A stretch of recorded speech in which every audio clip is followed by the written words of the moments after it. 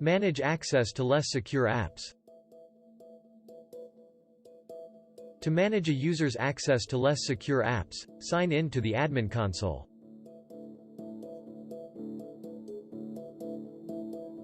In the admin console, go to Menu, Security, Access and Data Control, Less Secure Apps. To apply the setting to everyone, leave the top organizational unit selected. Otherwise, select a child organizational unit or a configuration group. Then, choose an option. Disable access to less secure apps, recommended. Users can't turn on access to less secure apps. If you select this option while a less secure app already has an open connection with a user account, the app will time out when it tries to refresh the connection. Timeout periods vary per app.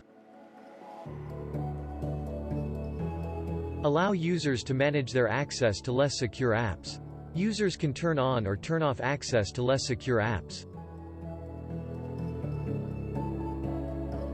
Click Save.